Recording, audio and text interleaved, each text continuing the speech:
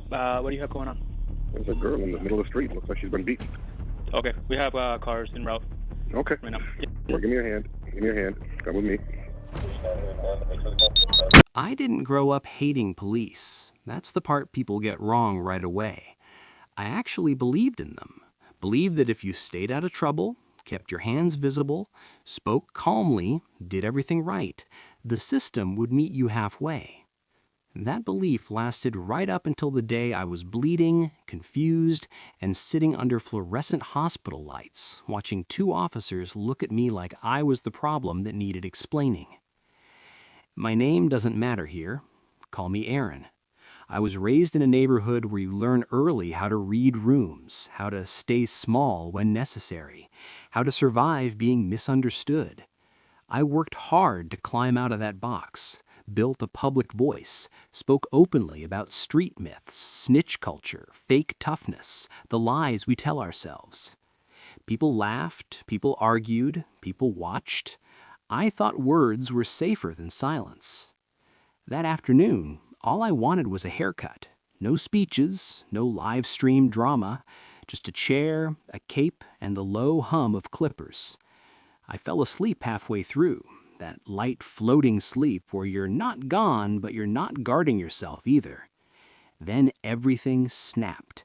A blow to the head so sudden it erased thought, erased sound, erased peace.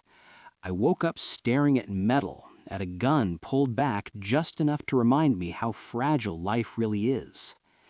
In that moment, my world cracked, and what followed taught me more about policing, race, and power than any book ever could.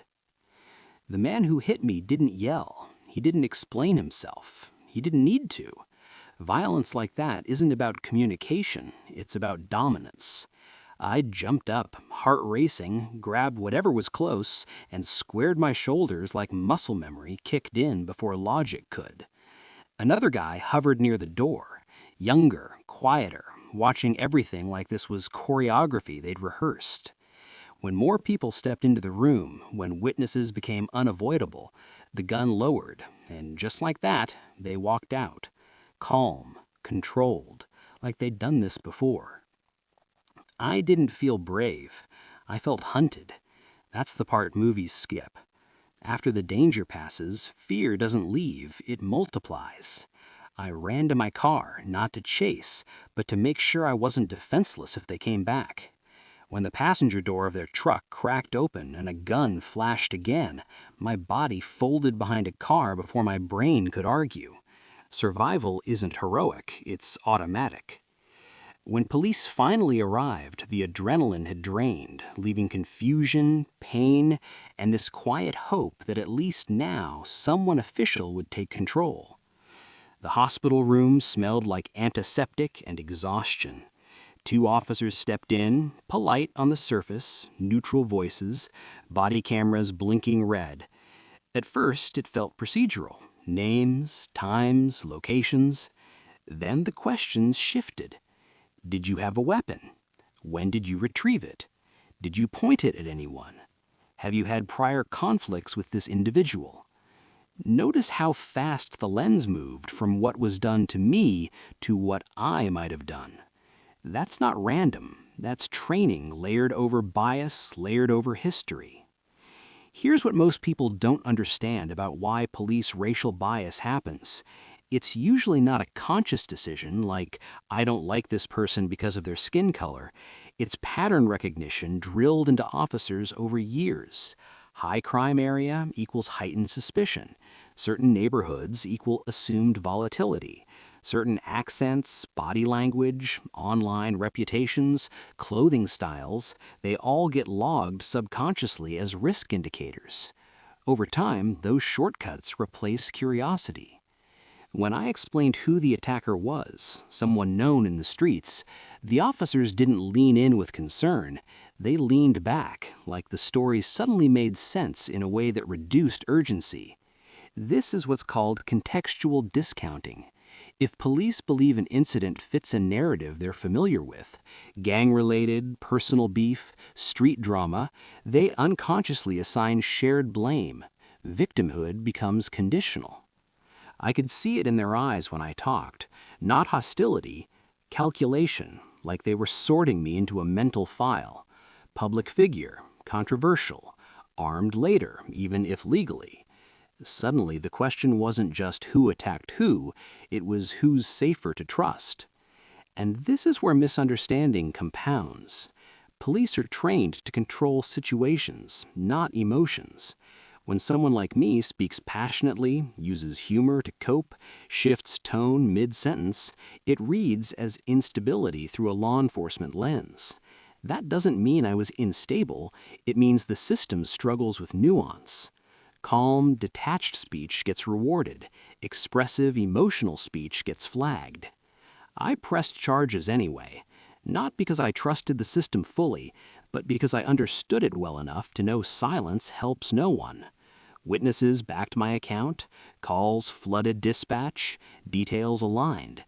Slowly the posture changed.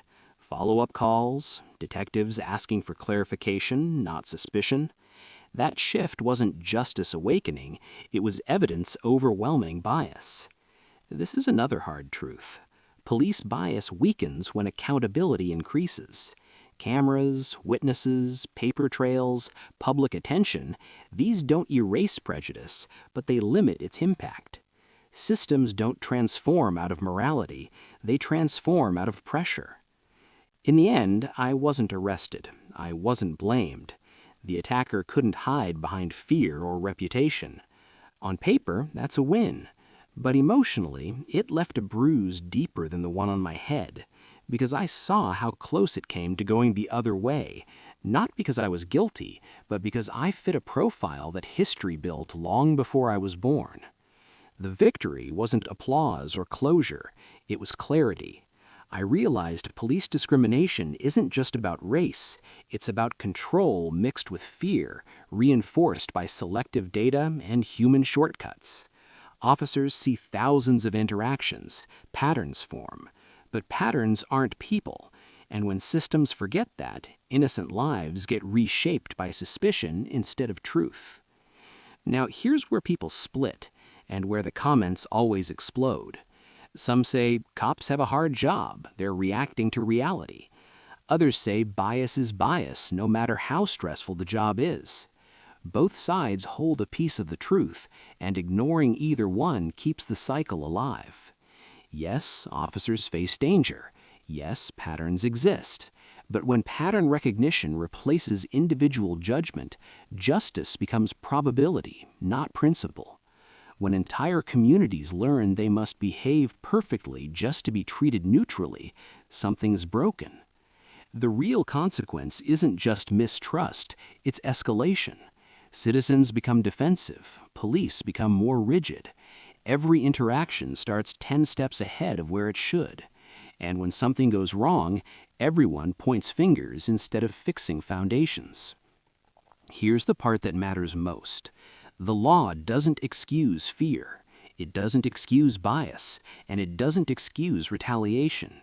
If I'd fired that day, even in panic, lives would be ruined forever. Being wronged doesn't grant permission to break the law. Accountability cuts both ways. So ask yourself, honestly, if you were in my place, would you have been believed immediately, or would you have to prove your innocence first? And if you wear a badge, ask yourself how often training replaces listening. I want you in the comments. Argue, disagree, share experiences, but keep it real. And remember this, live right, know the law, follow it, because violations carry consequences no matter who you are. Justice only works when we demand it without becoming what we fear. If this story made you think, hit like, subscribe, and speak up. Silence protects nothing.